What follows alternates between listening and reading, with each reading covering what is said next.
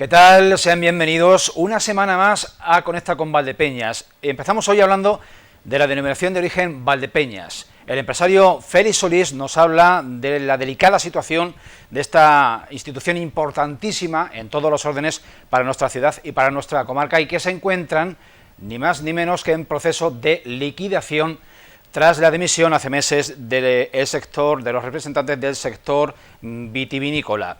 Interesante, sin duda, la entrevista con el empresario Félix Solís Yáñez. También hablamos del dispositivo de la Consejería de Desarrollo Sostenible para la extinción y la prevención de incendios forestales durante este verano en la provincia de Ciudad Real, y para ello hablamos con el delegado provincial de esta Consejería de Desarrollo Sostenible, con Fausto Marín. En tercer lugar, hablamos también de salud. Hemos tenido una entrevista con el matrón de nuestra localidad, Alberto Parrilla, que nos habla y nos ilustra sobre los posibles efectos del hecho de recibir la vacuna contra la COVID en mujeres embarazadas o en estado de lactancia. Y finalmente, en la página cultural hemos tenido una interesante y amena conversación con el actor Antonio Campos, que la pasada semana, el pasado sábado, trajo a Valdepeñas La Celestina de Fernando de Rojas. Les invitamos a acompañarnos durante la próxima hora.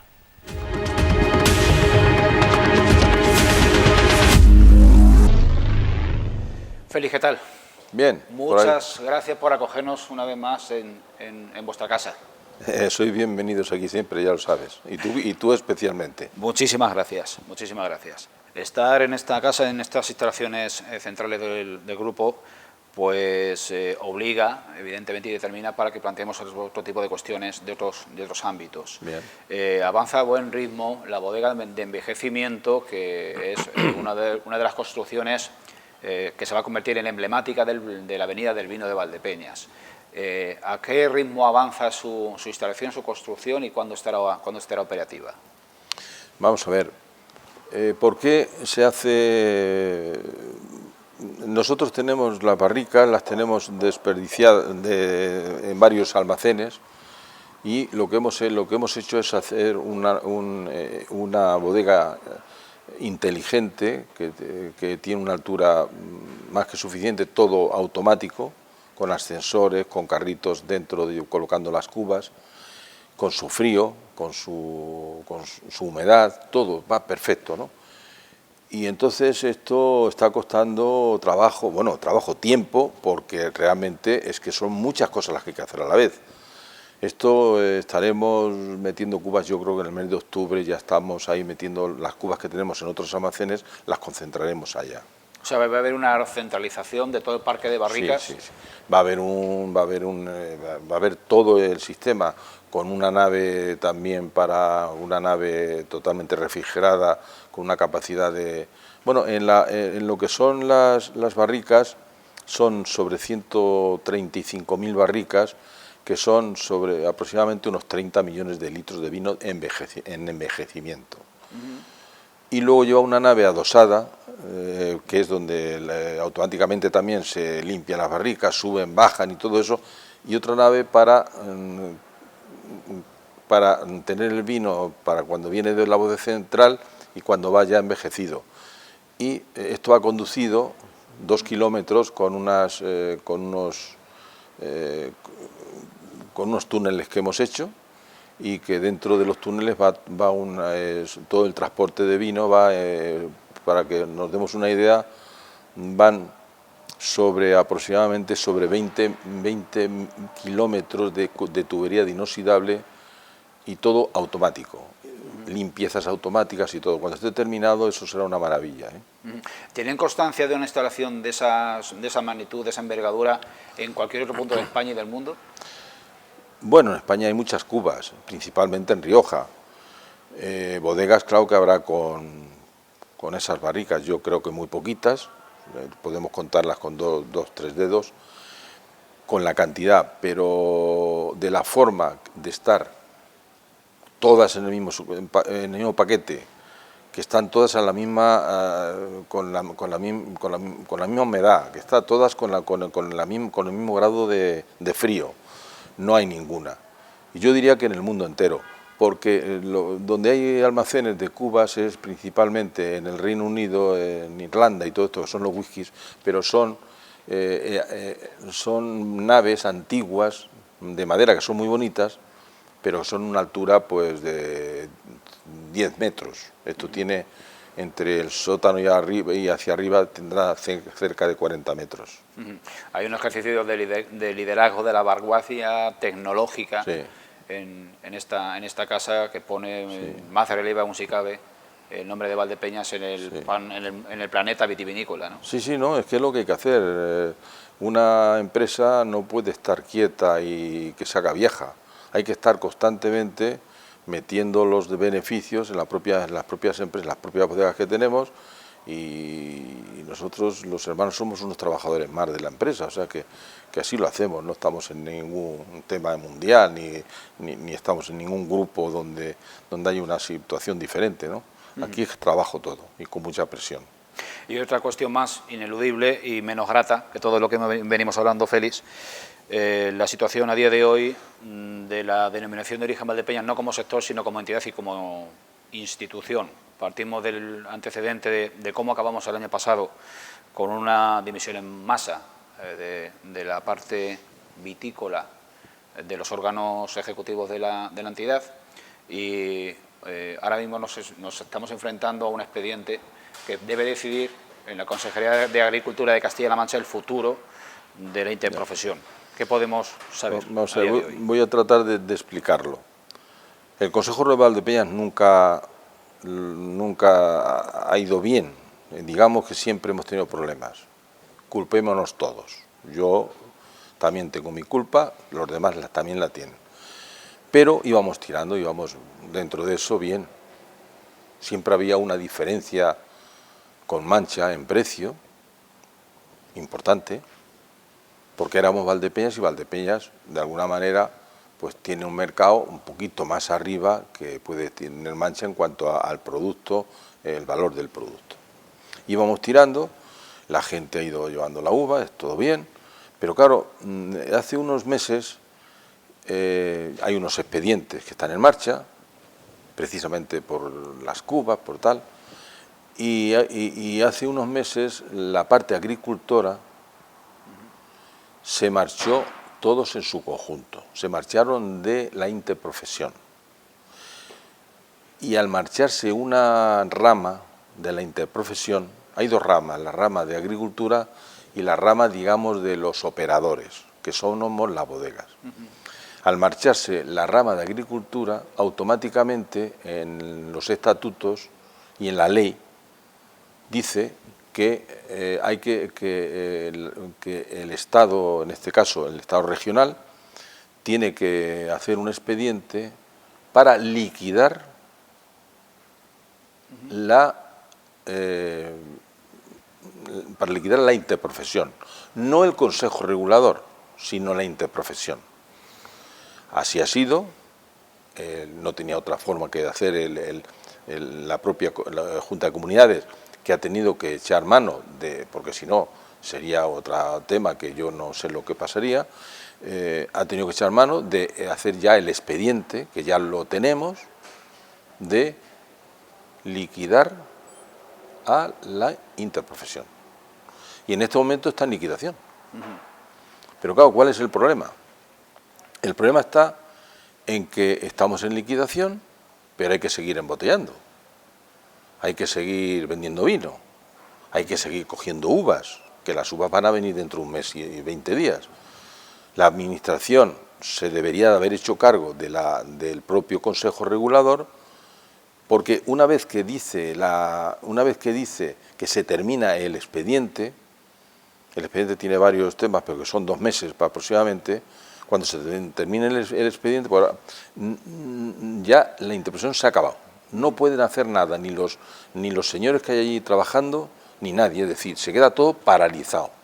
Y ahí es donde tiene que entrar la propia Junta de Comunidades, y que se haga cargo lo antes posible de toda la gestión, porque si no nos vamos a encontrar que ni vamos a poder embotellar vino, las uvas, estamos a 1 mes y 10 días, las uvas va a ser complicadísimo, porque las uvas tienen que llevar una trazabilidad.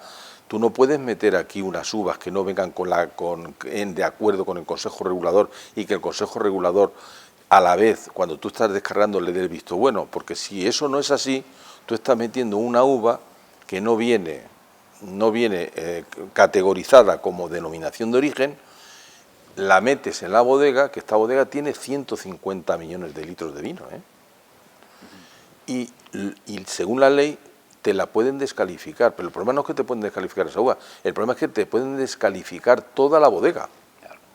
Entonces hay que dar una solución a ese tema, y la solución se la tiene que dar, vamos, yo creo que donde ha estado el problema es que los agricultores, que son los primeros que tienen que coger la uva y tienen que salvar su tema, no se deberían de haber ido, pero se fueron y ha pasado lo que ha pasado.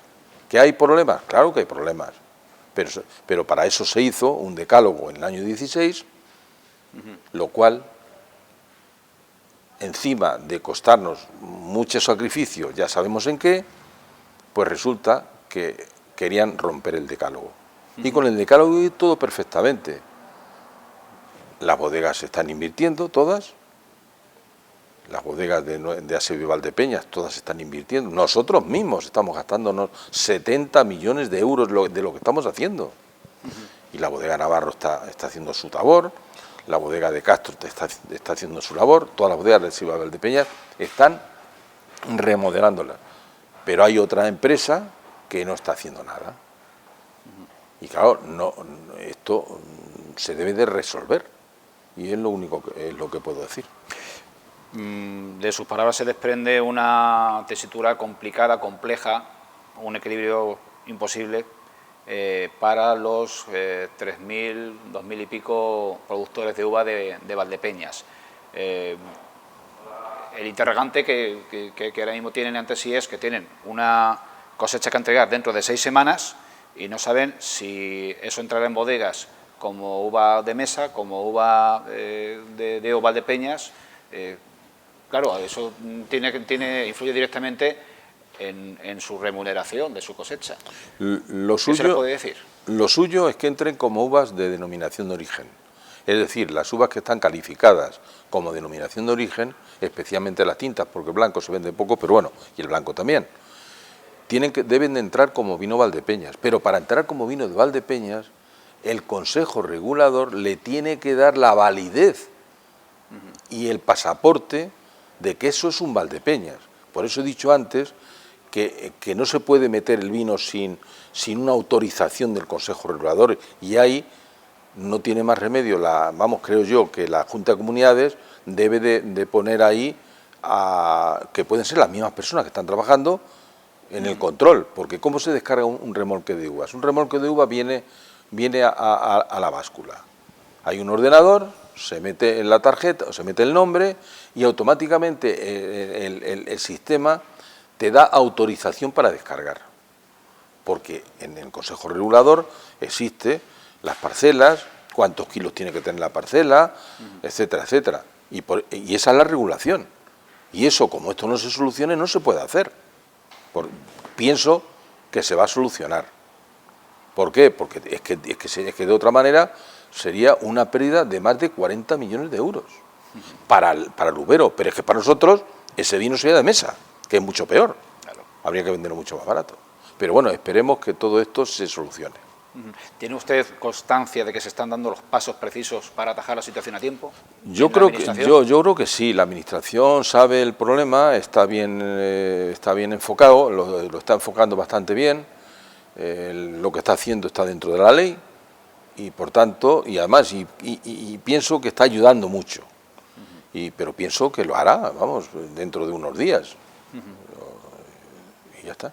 Bien, pues esperemos que la cosa se resuelva también como en el plano deportivo, y solo nos queda pues agradecer de nuevo la acogida y brindar por un futuro bastante más prometedor del que tenemos. Pues nada, por el Viñalbal y Valdepeñas.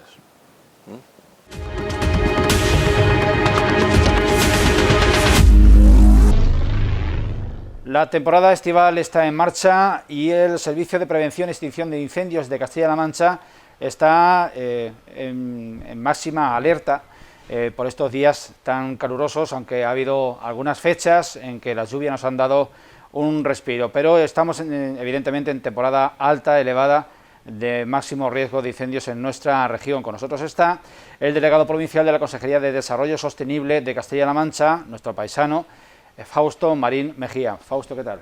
Muy buenas tardes.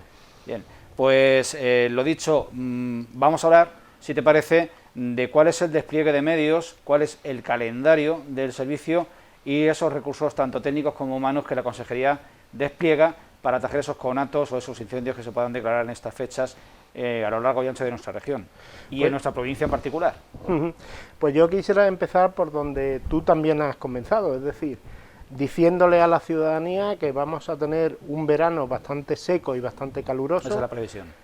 Afortunadamente estos 2 días es un espejismo de todo lo que va a transcurrir este verano, y todos los partes meteorológicos que nosotros tenemos nos dicen que efectivamente va a ser un junio, un julio y un agosto bastante seco, caluroso y además con procesos tormentosos.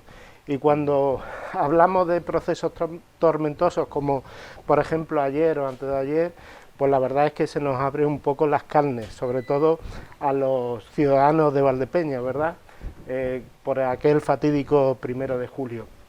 Entonces, evidentemente, también hay que decir que según nuestros técnicos y según los informes de estos técnicos, dicen que hay una sequía acumulada enorme en lo que es el sur de la provincia de Ciudad Real.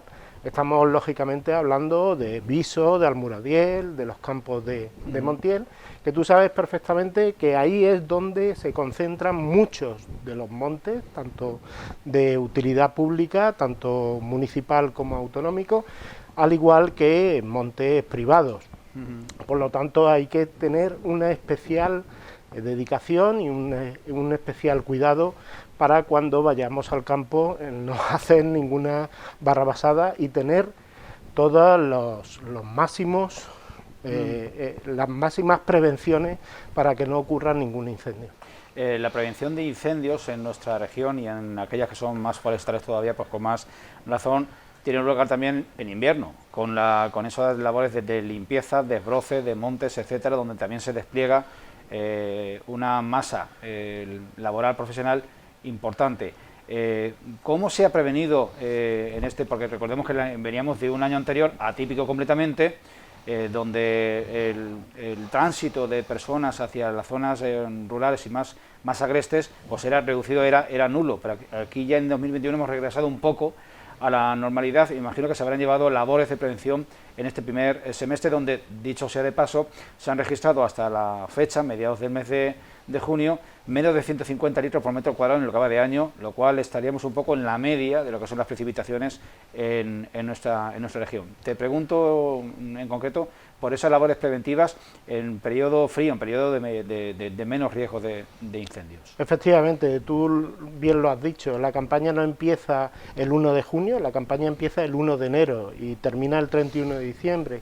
Y por lo tanto nosotros lo que hacemos, ya lo hicimos el año pasado, con más hectáreas, 400 hectáreas más que en el 2019, es decir, el confinamiento lo que provocó es que hubiese mayor prevención incluso que en el 2019. Date cuenta de que el año pasado, en el 2020, fueron 2.336 las hectáreas que fueron mejoradas dentro de lo que es y organizadas dentro de lo que es los montes. En el 2019 fueron 1.935, por eso te digo que son 400 hectáreas más, 400, para que la gente se dé cuenta, son 400 campos de fútbol más, por lo tanto estamos haciendo un gran esfuerzo. Hemos puesto en liza este año 12.228.000 solo en prevención. En extinción hemos puesto 5.778.000, es decir, que si sumamos las dos partidas estamos hablando de 21 millones de euros. ¿En la provincia o en la región? En lo que es la provincia, en la región, ya viste a mi consejero que hablaba de 91 millones de euros en total, tanto en prevención como en extinción. Por lo tanto, estamos poniendo en liza muchos millones, mucho personal. Hemos crecido, por ejemplo, en lo que es la empresa Geacam, de los 448 del año pasado a 453. Hemos renovado la flota de helicópteros, puesto que tenemos 4 helicópteros en la provincia. Ya sabes que hay tres bases, una la tenemos muy cerca de aquí, que es Villahermosa, tenemos otra en Calzada, en Atalaya, y otra en Alcoba. Bueno, pues ahí tenemos, como te digo, 4 helicópteros, 3 brigadas helitransportadas, tenemos 14 patrullas que están dispersas en toda la provincia, tenemos 13 brigadas terrestres, tenemos 7 autobombas retén, 13 autobombas, una nodriza, en fin, y tenemos algo que pocas provincias tienen, que es maquinaria pesada. Nosotros somos vanguardistas y pioneros en lo que es la utilización de la maquinaria pesada, que tiene a su vez a 24 personas que están trabajando para que esa maquinaria sirva también para esa extinción en el medio.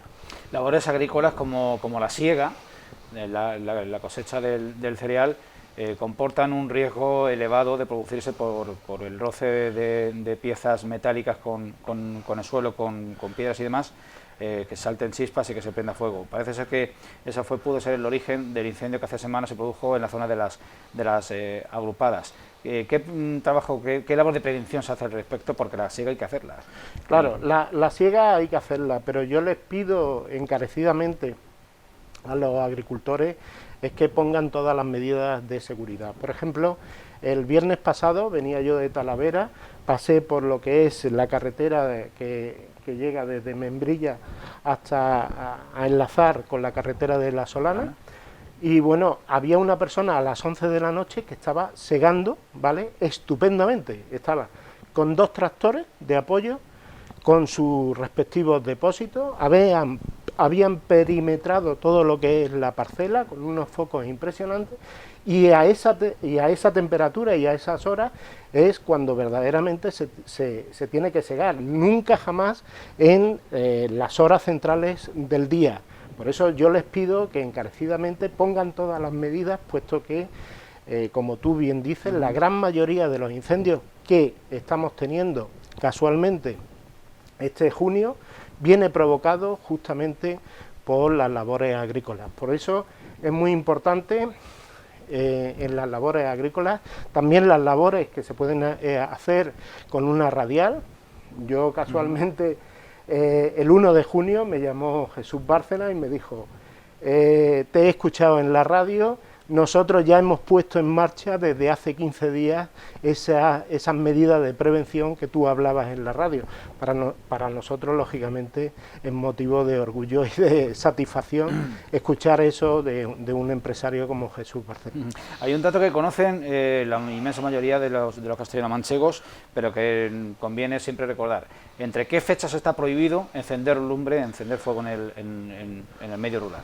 Pues desde el 1 de junio hasta el 30 de septiembre. Ahí está totalmente prohibido quemar, como vulgarmente se llama, rastrojos o desechos de cualquier tipo vegetal. O prender barbacoas. O eso está, exactamente. Las barbacoas ya sabes que están totalmente prohibidas.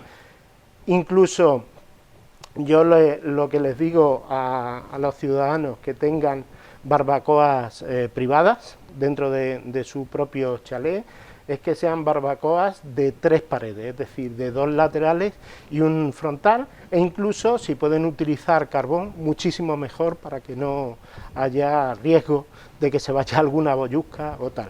Entonces, lógicamente en el campo, y además el Ayuntamiento de Valdepeñas, sabes tú perfectamente que precinta todo lo que son las barbacoas, y la gran mayoría de los ayuntamientos, nosotros, tanto la Fiscalía como nosotros, le hemos enviado cartas al respecto para que precinten esas barbacoas y no hagan fuego.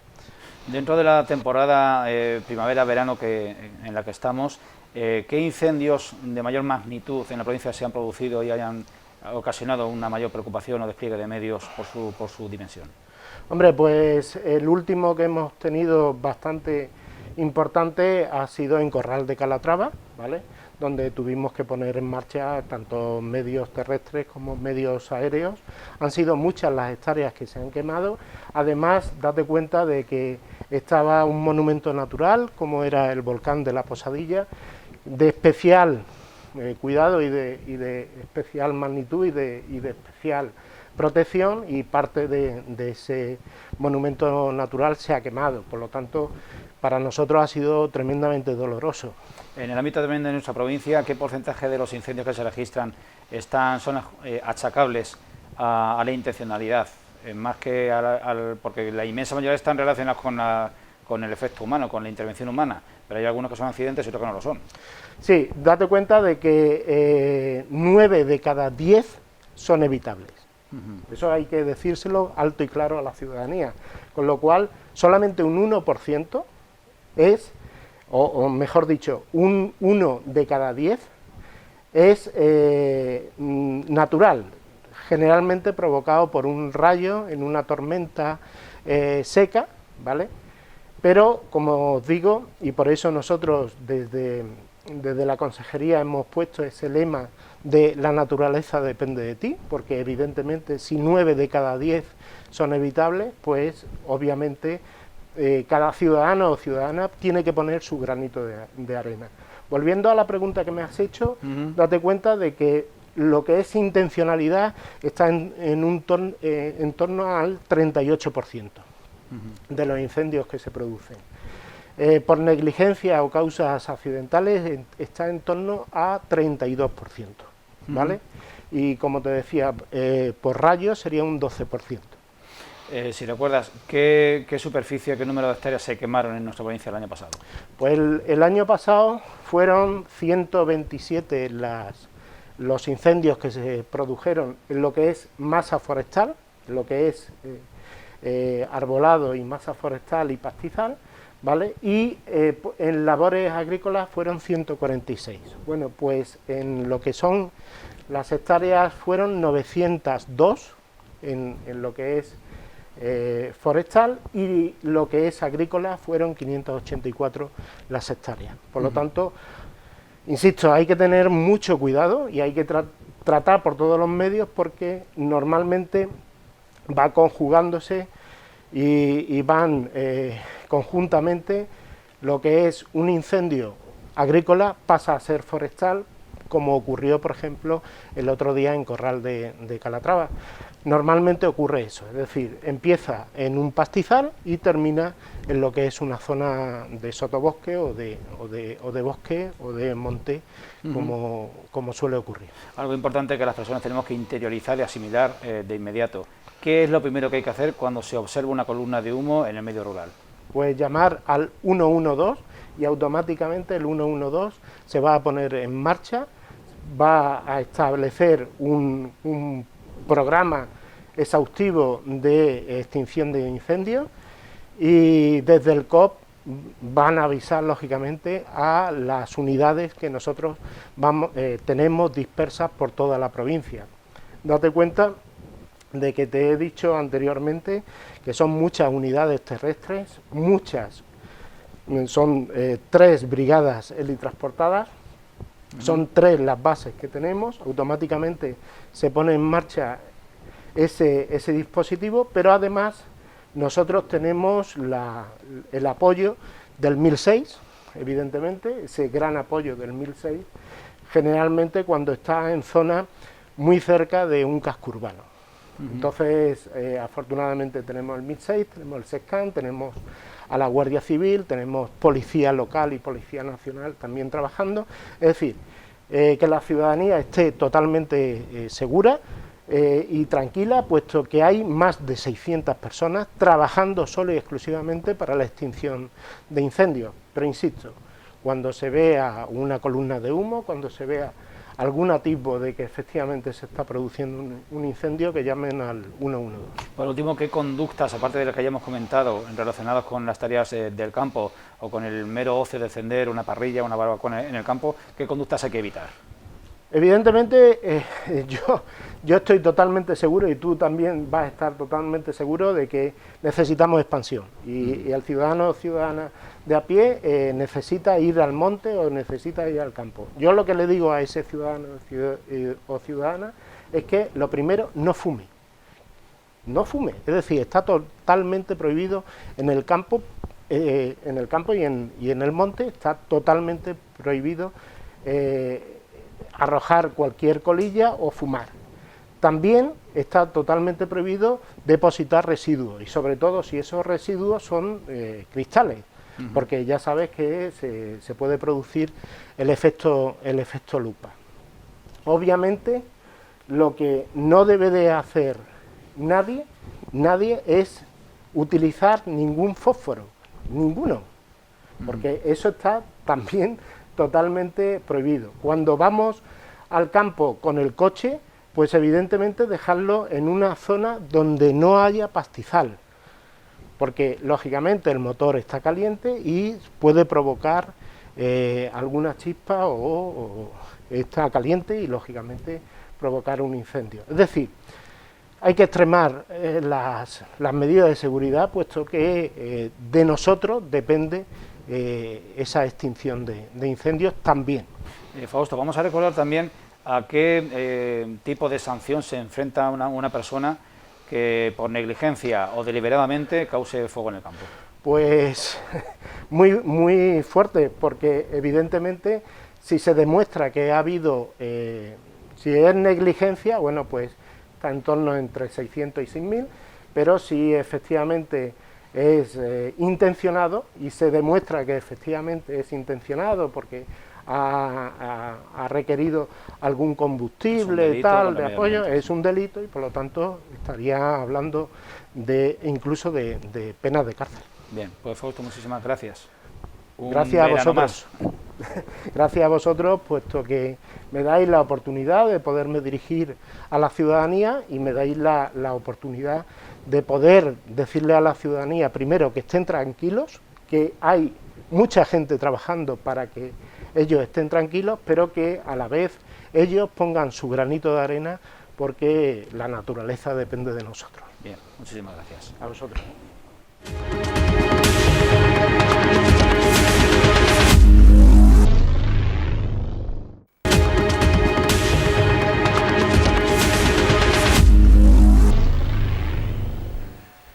Hoy en Conecta con Valdepeñas un tema de absoluta actualidad. El lunes comenzó en Ciudad Real la vacunación de las personas que tienen entre 39 y 30 años, que para las mujeres es el periodo que por lo general escogen para quedarse embarazadas, o en el que ya están teniendo hijos, y por lo tanto en el periodo de lactancia.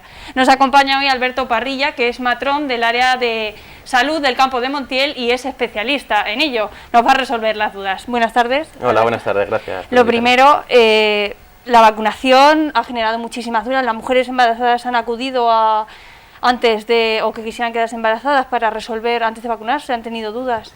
Sí, bastante. Estamos viendo como consultas normalmente por este proceso, porque en muchos centros de salud están siendo llamadas para que se vacunen. Entonces, si están en un periodo o bien de deseo gestacional en el que quieren quedarse embarazadas, o bien están directamente embarazadas o bien están con la lactancia, pues tienen muchas dudas por la cantidad de sobreinformación que hay en muchos casos, que es contradictoria, en otros casos es falsa, en otros son mitos. Entonces pues sí, nos vienen, nos consultan, nos preguntan a las enfermeras que van a vacunar, y ellas directamente la remiten a mí, a mi consulta de matrona, para que le pueda consultar la duda y intentar que tomen ellas una decisión, porque claro, por supuesto, la vacunación es voluntaria, y al ser voluntaria tienen ellas la última palabra siempre. Pues en el primer caso, cuando ya se ha tenido un bebé y se está en el periodo de lactancia, ¿qué les responde? ¿Se pueden vacunar? Por supuesto, en el periodo de lactancia se puede vacunar sin ningún tipo de problema. Siempre se recomienda, lo está recomendando la Sociedad Española de Ginecología y Obstetricia, la SEGO, están recomendando las vacunas de Moderna y de Pfizer, que es de ARN mensajero, y parece ser que no solo es recomendable vacunar a las madres para que ellas tengan su propia vacuna, sino además también se ha visto cómo se excreta en la leche materna, entonces estaríamos protegiendo protegiendo al bebé lactante de una posible enfermedad de COVID. Y aquella que quiere quedarse embarazada, sé que ha habido casos en que a AstraZeneca se les ha indicado que no se quedasen embarazadas tras la primera dosis. Pues efectivamente, en algunos casos, sobre todo antes, cuando no disponíamos de tanta información, hablábamos de que cuando se pusiese una vacuna esperasen 2 meses de la pauta completa para quedarse embarazada. Ahora, por ejemplo, se está recomendando quedarse embarazada en cualquier momento, independientemente de si te han puesto una dosis, si te han puesto las 2, te puedes quedar embarazada en cualquier momento, que parece ser que no hay ninguna contraindicación, no son un tratamiento teratogénico, que significa que podría generar alguna patología en el feto, ni nada por el estilo. Entiendo que eso se ha pensado porque se ha visto en casos reales. Efectivamente. El código ético en general en la salud no nos permite hacer estudios de cohortes con embarazadas. Bióticamente, como puedes comprobar, pues es una cosa completamente normal y aceptable de que no se puedan hacer estudios con embarazadas. Pero claro, esta situación de pandemia nos ha llevado a vivir situaciones límite, tan límite como que se han vacunado de forma masiva una cantidad muy importante de embarazadas. Se han hecho unos estudios observacionales, esto quiere decir que cuando se han vacunado se han ido registrando a unas 36.000 embarazadas en Estados Unidos y a través de ese estudio observacional se ha podido hacer algún tipo de comprobaciones y averiguaciones. Entonces, la mayoría de los datos que tenemos son gracias a ese estudio que se ha producido por una vacunación masiva, no porque hayan sido ellas participantes de un estudio. Y en el periodo de 9 meses, que bueno, cada persona es un mundo, cada mujer también, pero la vacuna en este caso, ¿qué supone? Bueno, esto es un caso un poco más controvertido. ¿Por qué? Porque la guía de estrategia de la vacunación en todo el territorio español está recomendando la vacuna en todas las embarazadas, independientemente de la edad gestacional. Pero la SEGO, que vuelvo otra vez, la Sociedad Española de Ginecología y Obstetricia, recomienda en este caso esperarnos hasta las 20 semanas de gestación. ¿Por qué? Porque se ha visto que el COVID ataca más fuertemente en el tercer trimestre, por lo tanto tiene que ser la vacunación mucho antes, pero tampoco hay unos estudios determinantes de que no pueda hacer la vacuna algo con el feto ya en periodo de gestación, sobre todo en el primer trimestre, que es cuando se están formando la mayoría de los órganos y el bebé en general, y entonces al no saber o al no tener tantos datos no pueden pillarse las manos para recomendar una vacuna antes de las 20 semanas. Esto, efectivamente, y antes lo que hablábamos, son posturas contradictorias, pero igualmente siempre hacen referencia a el riesgo-beneficio. Me explico, el riesgo-beneficio es que cada persona determine el riesgo que tienen esas personas, sobre todo esas embarazadas, de coger la COVID. Porque es mucho mejor ponerse una vacuna que coger la COVID. Si una mujer embarazada va a seguir o va a mantener la mascarilla, va a estar en un contacto muy estrecho con muy pocas personas y puede mantenerse sin vacunar hasta las 20 semanas, pues en ese caso pues, se podría recomendar esperarse hasta las 20 semanas. Pero si es una mujer que a lo mejor tiene mucho más contacto con mucha más gente, está trabajando de cara al público o tiene riesgo en general de poder coger la COVID, pues en ese caso sí que se recomendaría tal vez la vacunación. No hay ninguna mala decisión. En este sentido no hay ninguna mala decisión, es una decisión correcta, tomes la que tomes, te vacunes o no te vacunes, pero tienes que planteártelo y personalizar tu caso. No hay ningún problema porque llames a los centros de salud, te pongan con la matrona, expliques tu caso y nos preguntes y vamos a intentar señalizar o personalizar tu caso para saber o aconsejarte lo mejor que podamos. En cualquier caso, tras esas 20 semanas, sí que sería más positivo que podría hasta pasarse anticuerpos al feto, ¿entiendes? Por supuesto, a partir de las 20 semanas es ya completamente recomendable. Digo más, se recomendarían las vacunas también, las mismas, ARN mensajera, Pfizer o Moderna. Y podríamos decir que en general podría haber una nueva generación que naciese ya con anticuerpos, ¿no? Tanto los lactantes como los que vayan a nacer. Eso es muy arriesgado, todavía no lo sabemos hasta que no podamos hacer estudios a los bebés o a los recién nacidos, a los niños, que sus madres hayan pasado por la COVID o que directamente se hayan vacunado. Hasta que no tengamos esta información, cualquier dato es relativamente arriesgado.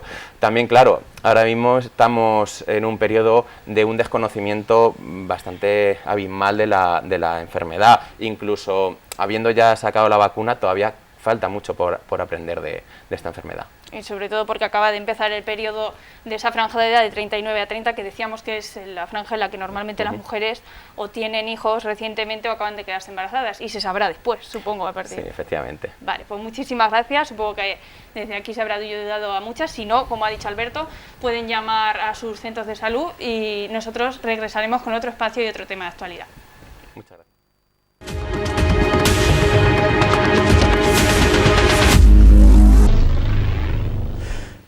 En el primer verano de pandemia, el año pasado, tuvimos en las noches de Bodegas A7, Teatro Clásico Español, de la mano del actor castellano-manchego Antonio Campos, que nos vino a interpretar su versión libre del Lazarillo de Tormes y el Buscón, la vida del Buscón llamado Pablos, de don Francisco de Quevedo.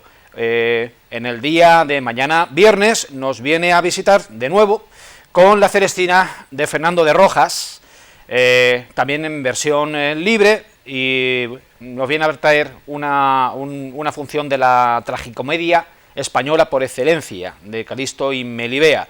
Antonio Campos, ¿qué tal? ¿Cómo estás? Muy bien, la verdad que estamos muy bien, felices de retomar una especie de normalidad que está viendo la luz poco a poco a final del túnel, y la verdad que muy contento de poder representar las 3 obras que llevo en repertorio, ¿no? El año pasado fueron El Buscón, El Lazarillo y este año La Celestina, o sea que lo estamos dando todo allí en vuestra ciudad, muy bien. Es decir, que mantienes en cartel el Lazarillo y el Buscón también. Sí, por supuesto, vamos, el Lazarillo goza de plena salud, el Buscón me lo estaban pidiendo también a troche y moche. A partir de octubre tenemos una cantidad de buscones enormes, ¿no? Cosa que no se había sucedido en tiempo. Llevamos ya 6 años con el Buscón y la verdad que goza de muy buena salud también, o sea que estamos con estas 3 obras y esperando poder estrenar la siguiente el año que viene. O sea que bien, teatro de repertorio, que es la única manera, o por lo menos la manera que yo he encontrado de sobrevivir. Bien, tu propuesta es singular y atractiva como pocas, porque unes en escena teatro clásico español, teatro renacentista, teatro barroco y flamenco. Te acompaña José Luis Montón, que salpica con sus creaciones pues tu monólogo y tu ir y venir de personaje en personaje. Vamos a tener el placer de verte en la noche de mañana a las 10 de la noche en Bodegas A7, acompañado del guitarrista flamenco, ¿no es así?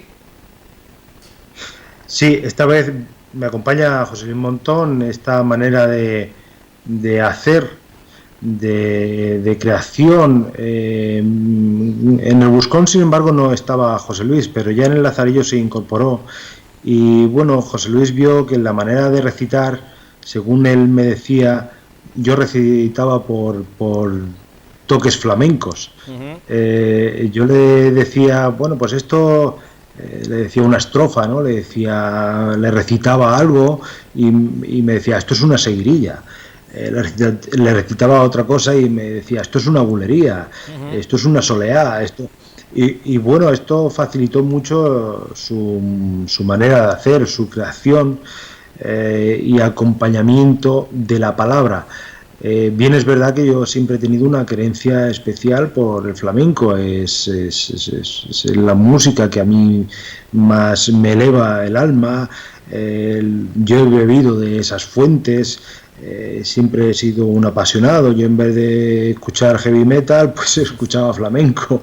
Entonces, en este sentido ha habido un acompañamiento, una síntesis, una unión muy fuerte. Tanto es así que él hace que yo sea mejor actor en escena, y esto lo nota el espectador, ¿no? Esa fluidez. El año pasado tengo memoria de que en el inicio del Lazarillo, por momentos nos regalabas algunas pinceladas tuyas entonando algo de flamenco. Decías hace un instante que de joven o de más joven, porque joven eres, te gustaba más creciste con flamenco antes que con heavy metal. Yo no sé en cuál de las dos tendencias hay más potencia y más desgarro, pero reitero la cuestión. El flamenco está presente en la Celestina y no sé si en algún momento pues te arrancarás con flamenco. Sí, es inevitable, con José Luis Montón es inevitable. Yo siempre he tenido ese sueño, ¿no? El de decir teatro clásico acompañado de un guitarrista flamenco, pero no solamente un guitarrista, es José Luis Montón, estamos hablando del maestro de los maestros. Sí. Además la amistad que con él tengo en escena, eso se nota. Como yo digo, a José Luis se le paga por sentarse en la silla. Tiene un aplomo, tiene una gravedad, y eso es notable, eso es sobresaliente. Esa seguridad se lleva a cabo y claro que me arranco. No solamente eso, sino que la dirección, o sea, yo le digo, esta tal estrofa, este tal momento de la Celestina en que le va a decir a Calisto no sé qué cosa, la voy a decir así y él me la acompaña. Esta soleá debería de cantarla así y él me la mejora. Entonces, claro, no es de extrañar que tanto el Lazarillo como la Celestina esté llegando a lo más profundo del alma de cualquier persona, porque es tan mundana y tan terrenal como lo puede ser el flamenco, ¿no? Y aquí no hay más tesituras, no hay más estudios. El texto clásico tiene que llegar al público, igual que llega el flamenco, la jota, las manchegas. O sea, al final estamos hablando de una cultura popular. En el teatro renacentista, en el teatro de Fernando de Rojas, como en el de tantos otros actores que vinieron después, conviven o cohabitan pues actitudes humanas como la picaresca, las bajas pasiones, los instintos, frente a otros valores opuestos o inversos, como es la limpieza, la pulcritud, la candidez de Calisto y Milibea. Te vamos a ver deambular de un personaje a otro, fuera de lo que es la alcahueta, la Celestina. ¿Qué te sientes más? ¿Sempronio, Pármeno o Calisto? ¿O Areusa?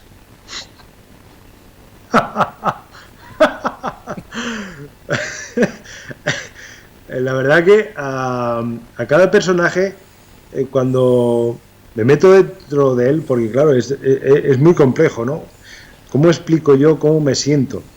A todos les aporto el 100% de mi ser. No puedo sentirme más uno más que el otro, porque notaríamos la carencia.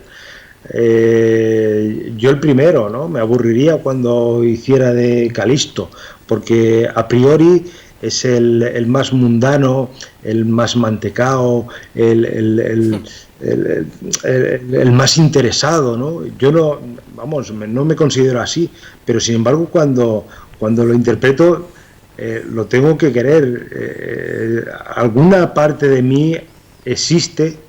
Habrá en algún rincón de las últimas habitaciones de mi sangre en las que yo me sienta Calisto, y esa la tengo que buscar para sentirme Calisto y quererlo como tal.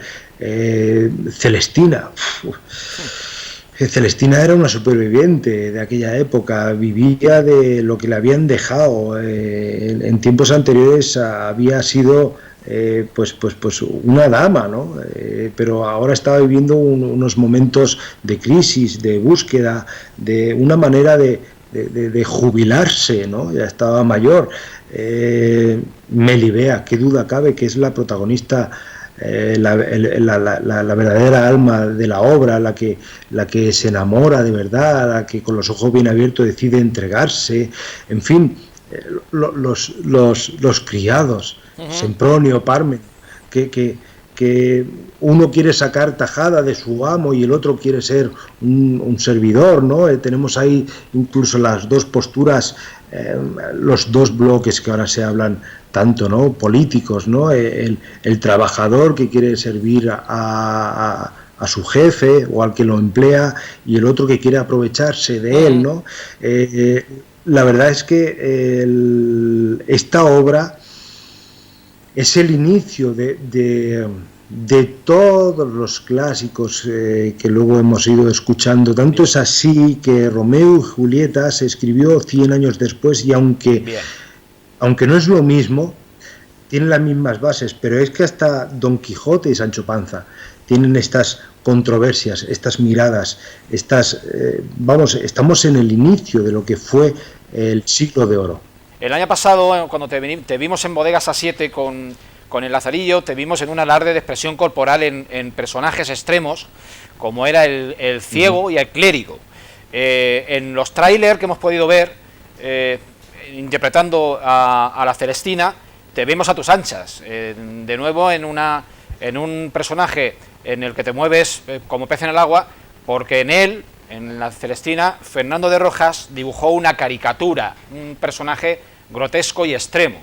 ¿Es este uno de los, o el pilar fundamental de tu función? ¿La expresividad? Bueno, el pilar fundamental de la función, o de las funciones que estamos haciendo, es el gesto. Bien. El público tiene que ver a todos los personajes, y esto se basa en el eje, ¿no? En que donde dejas a uno, luego vuelva, aunque lo dejes en un rincón de la escenografía, cuando pases por ese rincón vuelva a ese personaje. O sea, no olvidemos que todos los personajes en la Celestina son importantes. No es como en el Lazarillo, que el protagonista es el Lazarillo. Bien es verdad que aunque se entremezcla con el ciego o con el clérigo, pero ellos desaparecen. Aquí no, en la Celestina cada personaje tiene una personalidad muy arraigada, y todos se empujan hacia el final de la obra. Tiene que existir un equilibrio total en la Celestina. Yo pienso que hemos sido capaces de crear este espectáculo de la Celestina con un solo actor, precisamente porque hemos cruzado por una pandemia y hemos sido capaces de aislarnos, porque para crear fórmulas distintas, lenguajes no nuevos, porque no hay nada nuevo, pero para poder encerrarnos a estudiar necesitamos de un ingrediente fundamental que actualmente carecemos, y se llama tiempo. Y durante la pandemia tuvimos ese tiempo, tuvimos el tiempo de investigar, de ver, de reformular cómo se podía hacer la Celestina con un solo personaje, porque no olvidemos que nunca se ha hecho la Celestina con un solo actor y con un músico. Había momentos en los que no sabíamos si íbamos a ser capaz de hacerlos. La cantidad de escenografías que aparecen en la Celestina, cantidad de acciones paralelas, hacerlas con un solo actor, y que la misma escenografía fuera mutando con la interpretación, y que la música se fuera conjurando a la vez. Era una labor que en muchos momentos creíamos que no íbamos a ser capaces, pero el tiempo nos dio la razón, y no solamente hemos llegado, sino que hemos sumado a la forma de hacer del Lazarillo una interpretación nueva, ¿no? Nos hemos podido separar porque el Lazarillo pesaba mucho. Estaba muy encima nuestra, y hemos podido separarnos del Lazarillo para poder crear algo nuevo, algo más rico, ¿no? A mi parecer. Bien, en la presentación de la función se nos habla de una versión libre, pero estoy convencido de que la Celestina que nos presenta el actor Antonio Campos nos va a mostrar la Celestina que escribió en el siglo XV Fernando de Rojas. No me equivoco, ¿verdad? No, totalmente. O sea, es que no nos hemos dejado ni un solo ápice. Es la Celestina, tal cual. Sí que es verdad que hemos ido directamente al tuétano, porque no olvidemos que la Celestina, cuando se engendró, tenía un título diferente. Se llamaba La Tragicomedia de Calisto y Melibea y de la puta vieja Celestina. Bien. En la siguiente edición tenía otro título distinto, era Calisto y Melibea y Celestina. La siguiente era La Celestina, pero es que en cada edición iba cambiando incluso los argumentos de la propia obra. O sea, el propio Fernando de Rojas y sus amigos asamblearios, porque al parecer él narraba esta historia a sus amigos y iban añadiendo historias paralelas, acciones, y se iban sumando a las ediciones que iban saliendo. Bien. Fernando de Rojas, la única obra de teatro que escribió fue esta, La Celestina, y se ve que quedó muy harto. María Rosa Alidas, o sí, me parece que se llama María Rosa Lida, decía que había tantas historias paralelas que hacía pensar que Fernando de Rojas la leía en voz alta y sus amigos iban añadiendo o quitando situaciones o acciones. Pero nosotros hemos ido a la misma esencia, o sea, a lo más claro, a lo más directo, y hemos exprimido el limón hasta su última gota, que esa gota es la esencialmente dramática, para que a la gente le llegue el mensaje directo, le llegue lo que realmente fue el argumento, cómo es la historia, sin demasiados follones. Hay incluso algún erudito que dice que es una obra de teatro literaria, y otros que dicen que es literatura teatralizada por los argumentos, por los parlamentos tan extensos que existen. Celestina y Melibea se pueden estar hablando durante 4, 5 o 6 páginas sobre el mismo tema. Nosotros hemos ido directamente al grano, ¿no? La resumimos en 1 hora y 20 con un solo actor, pero la gente se lleva en su cabeza lo que es la Celestina, la obra en sí. Antonio, te vemos como un tiro. Entiendo que vas a tope de funciones, de compromisos. ¿Por dónde estás yendo? ¿Dónde están pudiendo ver en España la Celestina? ¿Y dónde la van a ver aproximadamente? Bueno, pues tenemos ya, estamos en junio, tenemos ya 40 funciones hasta diciembre. Esto es una locura. Normalmente las compañías grandes suelen tener 40 funciones al año. Es verdad que hemos cogido un solar que estaba solo, y es que llevar la Celestina con 9 o 10 actores es bastante más caro que llevarlo con uno solo. Nosotros lo que pretendemos es ir a todos los rincones de España, tal como decía Federico García Lorca, llevar la literatura oral a todos los pueblos de España, porque todos los escenarios y todas las personas tienen derecho a escuchar esta literatura, tienen derecho a escuchar los clásicos y a entenderlos y a vernos reflejados en ellos, porque los clásicos no nos enseñan nada, pero nos recuerdan quiénes somos en realidad. Entonces, cuando hemos sido capaces de levantar estos clásicos con un solo actor y que sean tan asequibles, que los podemos montar en 1 metro cuadrado, por así decirlo, que no hace falta 4 varas electrificadas para hacerlo, pues te das cuenta de que te los reclaman, porque tanto es necesario el pan como es el libro, y cuando tenemos ese teatro para poder hacerlo, y hemos encontrado, no sé, esa fórmula, que no la hemos encontrado, que esto ya existe desde Los Juglares, Darío Fo, Rafael Álvarez el Brujo, pero bueno, aquí tenemos, por así decirlo, una marca B o una forma de hacer asequible para poder llevarla. Entonces, bueno, vamos a estar tanto en Madrid como en la provincia de Zaragoza, como en Extremadura, como en Valencia, como en Andalucía, como en Galicia, bueno, en fin, en Castilla-La Mancha, por supuesto. pero sí que es verdad que tenemos muchas funciones. La calidad se demuestra andando, pero sí que es verdad que muchas veces llevar una Celestina a determinadas localidades pues resulta muy cara con 9 o 10 actores.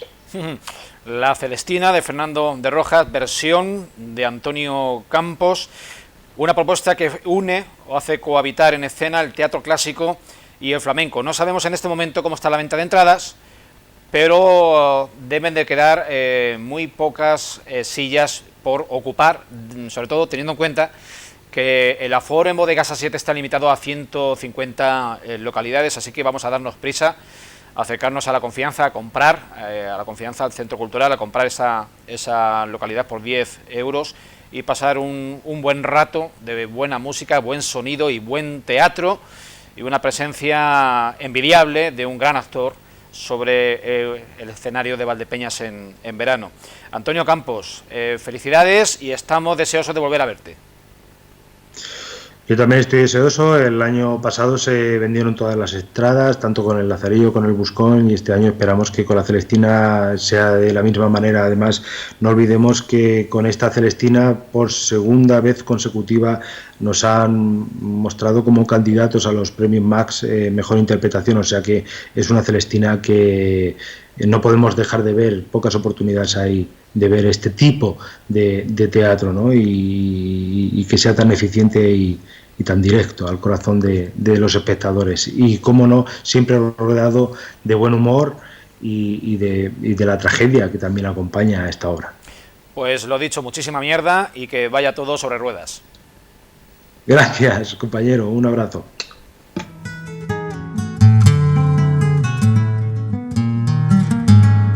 España, que un cielo en un infierno cabe. Desprecio con el que miran esas lágrimas de cocodrilo. ¿Hoy? Sí, de miembros.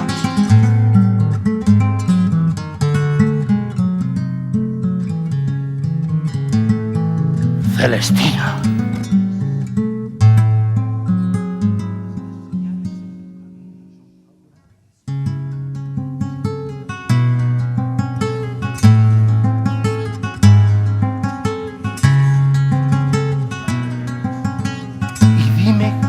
¡Celestina!